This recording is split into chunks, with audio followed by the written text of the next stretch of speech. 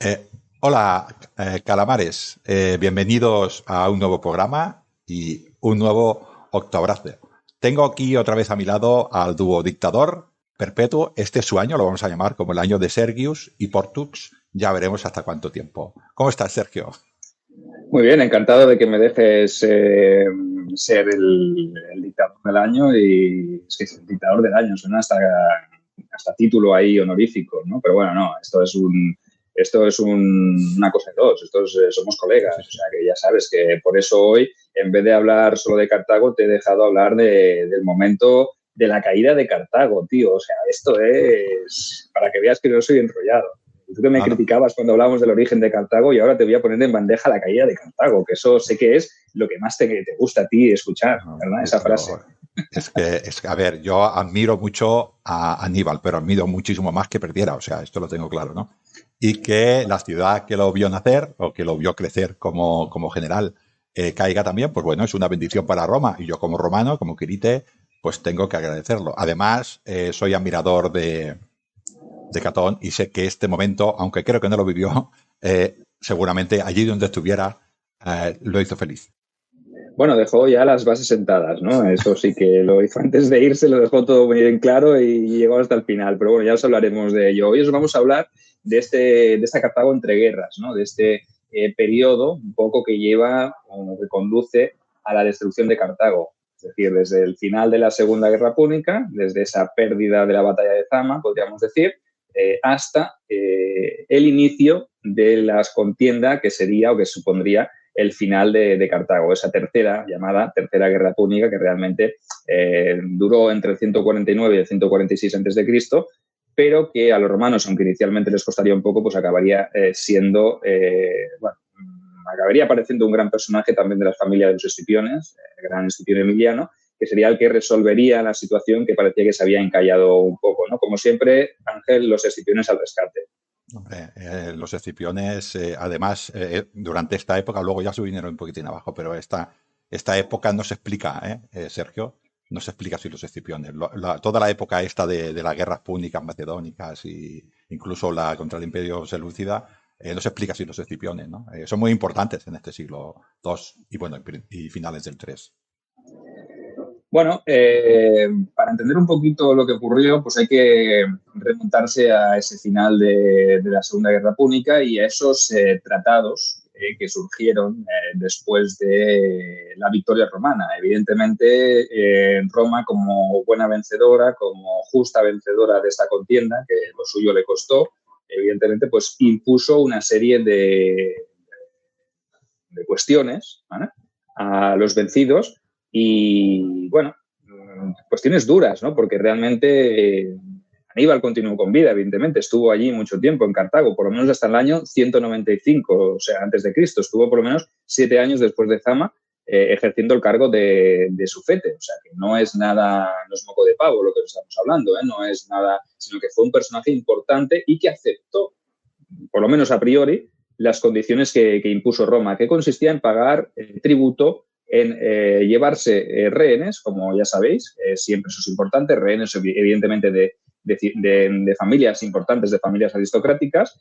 para garantizar ese pago y obviamente obligó a Cartago a desarmarse, ¿vale?, a que no tuviera armamento, a que tuviera una flota mínima, ¿vale?, la más ínfima posible, y todas esas condiciones iban en detrimento de Cartago y de su imperio.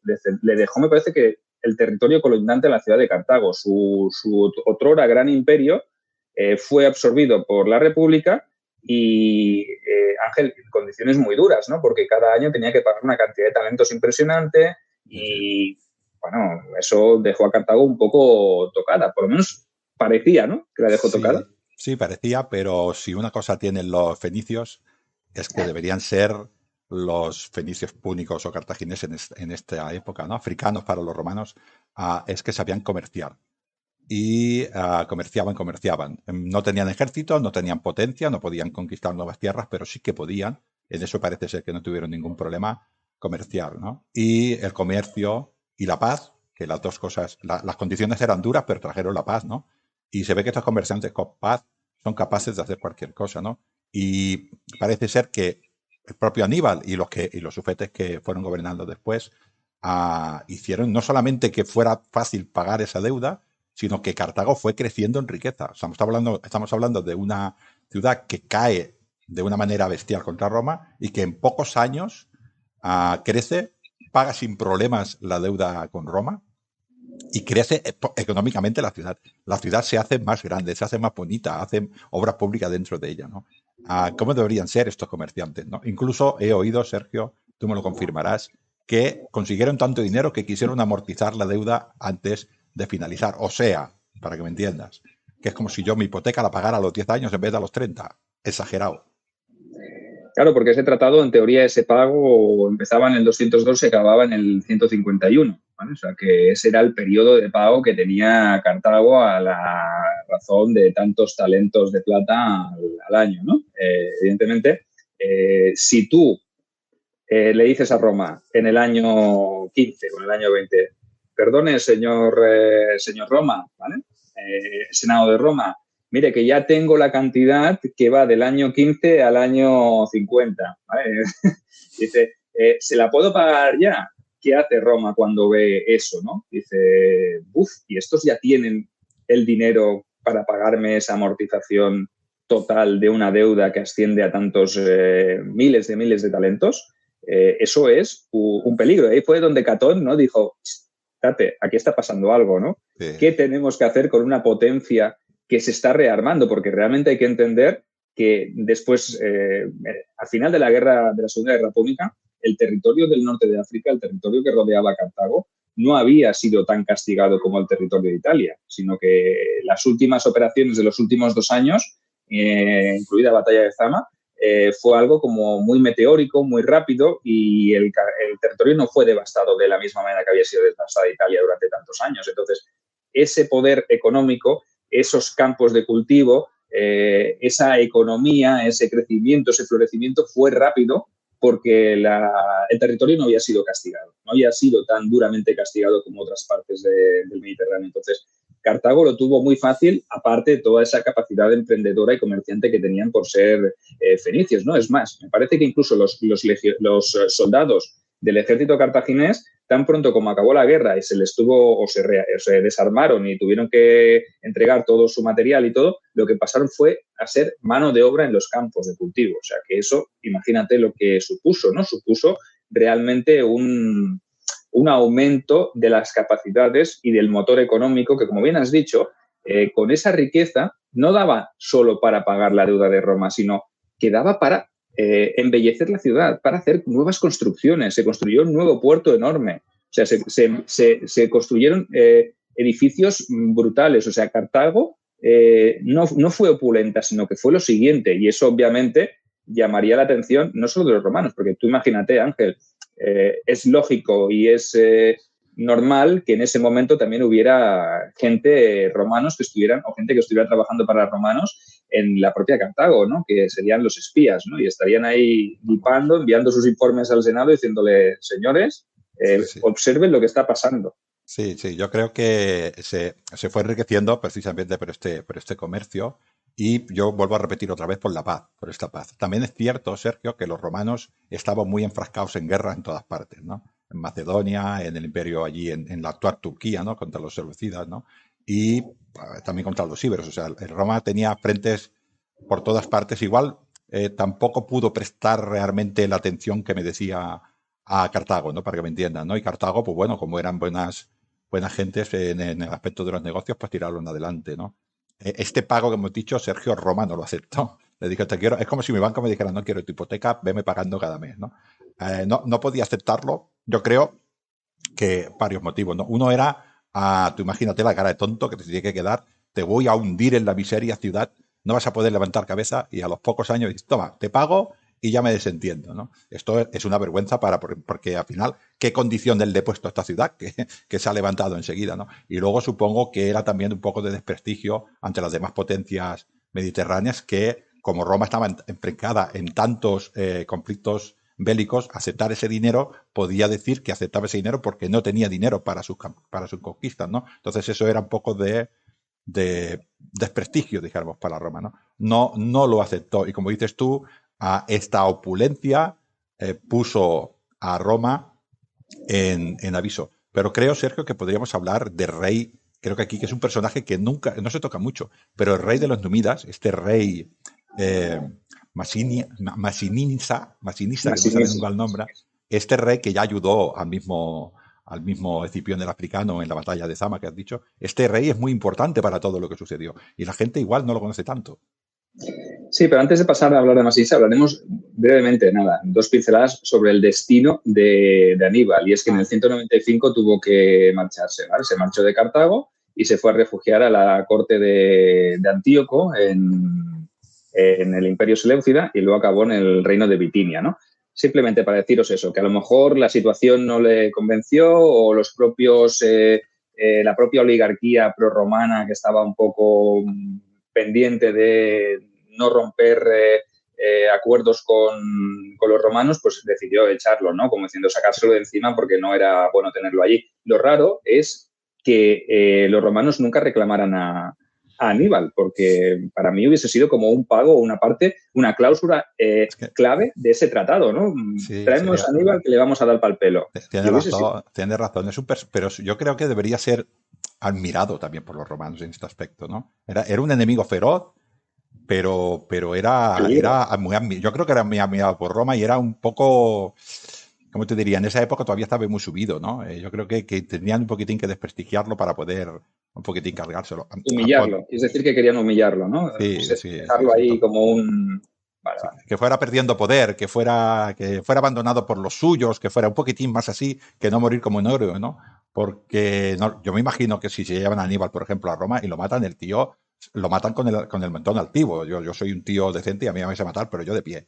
Yo no me dobligo entre nadie, ¿no? Y esto supongo que para los romanos sería muy peligroso. Aníbal es un personaje potente, ¿no? Yo creo que, como has dicho tú, esos espías empezaron a poquitín a hacer asuntos políticos. Lo mismo que pasaba en Roma, también había un senado en Cartago y también había los sufetes, ¿no? Los equivalentes a los cónsules, empezaron a conspirar para que lo echaran y empezar a desprestigiarlo, ¿no? Yo creo que es así. También era peligroso para los mismos cartagineses porque igual Roma va antes. Claro, y a partir de ahí Aníbal pues hizo sus periplos por Oriente, se puso al servicio de los reyes que luchaban contra Roma, luego se puso al servicio de Bitinia y acabó pues como el Rosario de la Aurora, acabó muriendo de una manera un poco trágica, ¿no? Pero en ninguna batalla ya, dijéramos, de decir, qué grande, ahí ya empezó a bajar y entonces ya era más fácil. Correcto. Bueno, he hecho este pequeño inciso sobre Aníbal para que sepáis cuál fue su destino. Su destino en este caso fue el reino de Antíoco, el imperio seleucida. Vamos a hablar de ese Masinisa, ¿no? Para mí un personaje clave en todo lo que tendría que venir a partir de ahora, ¿no? Porque Masinisa había salido beneficiado en su día porque sí que es verdad que su padre estuvo sirviendo, su padre Gaia, estuvo sirviendo a los bárquidas en Iberia, ¿no? Durante mucho tiempo. Se puso al servicio de ellos, luchó codo con ellos, pero al final las tornas cambiaron y los bárquidas elevaron al poder de los númidas a Sífax, que era su rival, ¿vale? Perteneciente a otra de las facciones, otra de las etnias de que había dentro de los númidas, delegando o relegando a Masinisa a un segundo plano, y eso pues evidentemente no le gustó, y lo que hizo fue ponerse al servicio de Roma, ¿vale? Si los cartagineses no me quieren, me desprecian, me voy con los romanos. Y esa caballería númida, ese ejército de Masinisa fue clave y fue importante en la batalla de Zama hasta el punto que decantó la balanza a favor de los romanos. Y eso los romanos se lo agradecieron.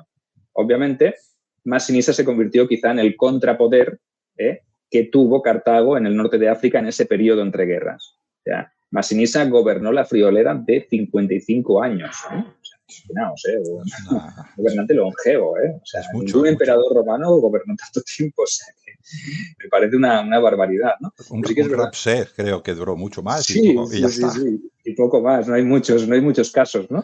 La cuestión es que este Masinisa, no sé si por mutuo propio o por indicaciones de algún senador romano anticartaginés, cuyo nombre no diré, pero que empieza por K y acaba por Ton, ¿vale?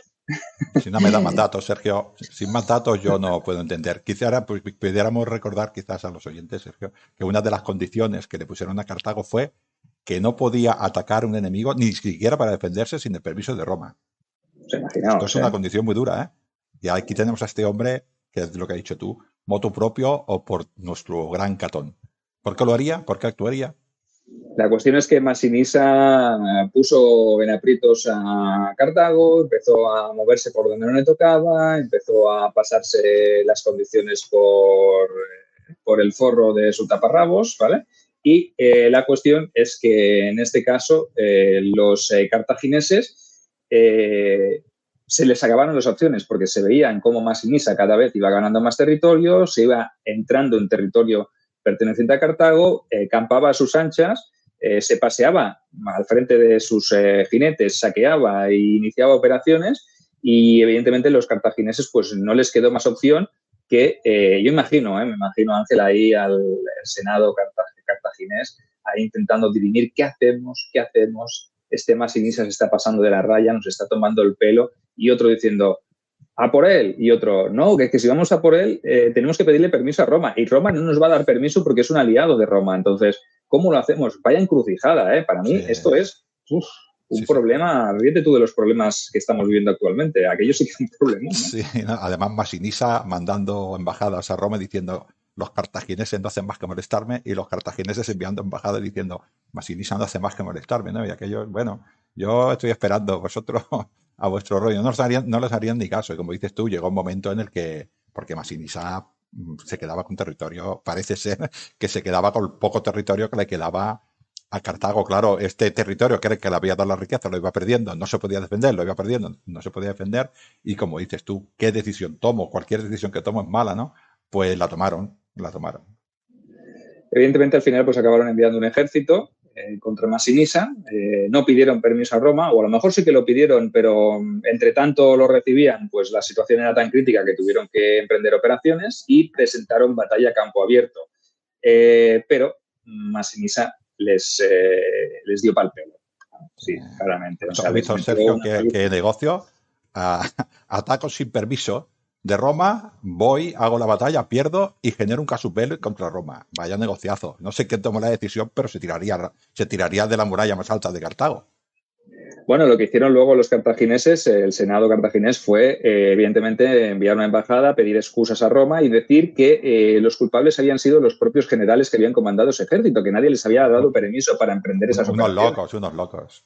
Que fueron a su bola, que movilizaron el ejército sin pedir permiso al Senado, ¿vale? Pero obviamente los romanos dijeron que muy bien, que ya les había ido muy bien y perfecto que Masinisa hubiese hecho esto y que ellos los cartagineses hubiesen respondido de esta manera.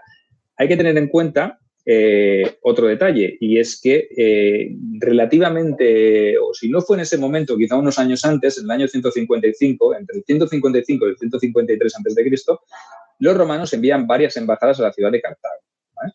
Y en una de ellas iba nuestro amigo Catón, ¿vale? Que, hombre, echó un vistazo, fue allí a mirar los graneros, fue a mirar el puerto, fue a mirar la zona donde estaban los arsenales, las dársenas y todo, y dijo, llegó a Roma y dijo, esta Cartago de lenda es. Yo creo, Sergio, que cuando llegó a Roma dijo, pues Roma es peor que Cartago, eso no puede ser. Si ellos están mejor que nosotros y han perdido la guerra, no puede ser. Cartago de lenta es. Yo creo, me han dicho que una vez habló en el Senado sobre una ley para poner una llave a la puerta trigemina y acabó diciendo Cartago de lenta es. Que no tenía nada que ver una cosa con la otra, pero concluía siempre todas sus oraciones y todas sus intervenciones en el Senado con esa frase que va pasado a los anales de la historia como Cartago debe ser destruida. Y evidentemente aquello ya era, o este ataque, esta campaña sin permiso, pues fue la gota que colmó el vaso y que dejó o le brindó a Roma, a la República Romana, ese casus belli, ¿no? Que evidentemente quizás también en ese momento coincidía que ya se había acabado el pago, recordad que concluía en el año 151, Roma ya había cobrado todo lo que le había impuesto en las cláusulas del tratado inicial del 202 y dijo, bueno, ahora pues ya no nos queda otra que movernos, empezar a movilizar legiones, que también es verdad que la situación quizás se había calmado más en los otros frentes y ahora ya tenía la posibilidad de emprender y de darle su merecido castigo a su gran archienemiga, ¿no? Y es cuando se pone la maquinaria en marcha en el año 149 a.C. y se empiezan a enviar flotas con legiones a la zona del norte de África, desembarcan en Útica y allí pues empiezan a rendir ciudades, ¿no? Poco a poco hasta llegar a Cartago. ¿Qué hacen los cartagineses? Evidentemente enviar una embajada para solicitar clemencia, piedad y decir que lo que decía cierto Borbón, ¿no? Lo siento mucho, no volverá a ocurrir. Sí, Me he equivocado. Supongo que irían con carros llenos de talentos de plata. Y de, si queréis dinero, será por dinero, si dinero nos sobra. Pero el mensaje de Catón había calado y yo creo, Cartago en ese momento no era una amenaza, pero una ciudad rica ahí en la proximidad sería una amenaza seguro, ¿eh? Pero bueno, en ese momento no lo era, es cierto, ¿no? Y no le hicieron caso. Incluso creo que dicen las fuentes que los romanos les dijeron, bueno, mira, para que no os hagamos mucho daño, dadnos todo lo que tengáis potente para la defensa, todas estas máquinas de guerra, y aquellos dijeron, sí, Roma, toma, y dinero si quieres, ¿no? Pero estaban decididos a hundir Cartago. Yo tengo aquí en tu pedazo de guión que nos has puesto, que me has dado, tienes un texto que dice que le dijeron a los embajadores, le dijeron, renunciar a Cartago en provecho vuestro y volveros a establecer donde queráis dentro de vuestro territorio, a 80 estadios como mínimo del mar, pues Roma ha decidido arrasar vuestra ciudad hasta los cimientos. Bueno, estas palabras eran como un oráculo, ¿no? O sea que yo imagino que en ese momento los cartagineses, después de haber entregado las armas, las máquinas de asedio y todo, y que encima luego los romanos no acepten o digan, no, es que, a ver, os pongáis como os pongáis, que sabed que os vais a quedar sin Cartago. Los cartagineses nos dan igual. Lo que nos importa es destruir Cartago y que no quede nada de esa ciudad. O sea, es una declaración de intenciones, ¿no? A ver, tú vuelves ahí siendo el embajador y llegas ahí otra vez con los sufetes y los senadores y dices, bueno, ¿qué os han dicho los romanos? Nada, un detalle sin importancia, simplemente que quieren arrasar la ciudad, que no van a dejar piedra sobre piedra. Bueno, si es eso, pues mira, nos perdonan la vida. Digo, ¿qué hacemos, no? Entonces, otro gran dilema, ¿no? Después del dilema que habían tenido con Masinisa y toda la historia, luego se encuentran con esto. Ahora, ¿cómo lo enfocamos esto? Yo no quisiera ser un embajador de estos con mi capa púnica y salir por la calle y que la gente me viera. Solo te digo eso. O ser una persona en Cartago en esos momentos que hablara latín. La gente se volvería loca, o sea, sería increíble. Había comerciantes romanos de origen latino, ¿vale?, que estaban allí también establecidos en la ciudad y obviamente hoy surgirían las dos facciones, ¿no? La facción más pro-romana y la facción más pro-cartaginesa, ¿no? Y habría, imagino, momentos de tensión y en este caso, pues sí que es verdad que los ciudadanos latinos pillaron cacho, ¿vale? Pues sabemos que la población local se cebó también con los latinos y acabó imponiéndose la facción de la resistencia, la facción cartaginesa, de decir, oye, nos van a arrasar sí o sí, tenemos dos opciones. O claudicamos y desaparecemos como civilización y como pueblo, porque luego no va a ser lo mismo. Cartago, o sea, la civilización púnica es ya Cartago, la ciudad de Cartago, no es otra cosa. O sea, en el momento que esto desaparezca, ya desaparecemos del mapa, o por lo menos intentamos sobrevivir, intentamos luchar e intentamos resistir a estas operaciones, porque evidentemente sencillo no va a ser porque les hemos entregado la maquinaria, pero obviamente los cartagineses ya hemos dicho que seguramente tendrían sus recursos y tendrían su picaresca también. No le darían a los romanos todo lo que les pidieron. Pero bueno. Yo creo que es el momento justo, Sergio, para dejarlo y tenemos a las tropas romanas desembarcando, acercándose a Cartago, estos cartagineses locos. Creo que has dicho que a los itálicos les dieron pal pelo, pues no decir, los asesinaron vilmente, pero bueno, y todo aquel pro romano también, y tenemos a Cartago preparándose para la lucha, ¿no? Y creo que es el momento de dejarlo, porque así nuestros oyentes, la próxima vez, quizás podemos explicar cómo precisamente esta batalla, la batalla esta del asedio de Cartago. Muy bien, pues lo dejamos aquí. Yo quería ir más allá, pero hoy has sido tú el que has dejado aquí a la gente con las ganas, que no se piensen que he sido yo. Yo hubiese seguido hasta el final, pero sí, me parece un buen punto. Aquí lo dejamos y para hablar de esta tercera guerra púnica, pues ya si acaso nos remontamos a siguientes entregas. De momento sabéis que os podéis suscribir No, no es que saber, es que tenéis que suscribiros y si queréis tenéis que compartir este material, porque si creéis que es un material de calidad, que es un material bien divulgado y bien explicado, pues lo más lógico es que compartáis este vídeo o este audio, si lo hacéis a través de iVoox, del canal de Lignum en Roma, y lo hagáis llegar a vuestras amistades, porque realmente os estamos dando un contenido, yo pienso que espectacular y que merece ser compartido. No queremos ser como Cartago, no queremos caer en el olvido. O sea, recordadnos, por favor, y compartidnos, porque la República de Calamares funciona así. De que sí, me ha gustado, me ha gustado. La República de los Calamares con toda dictadura. Me ha gustado mucho. Por cierto, también tenemos la segundita potestas, con lo cual el Senado no pinta nada. Sí, suscribiros a los canales y compartir. Un saludo, Hasta Calamares. otra.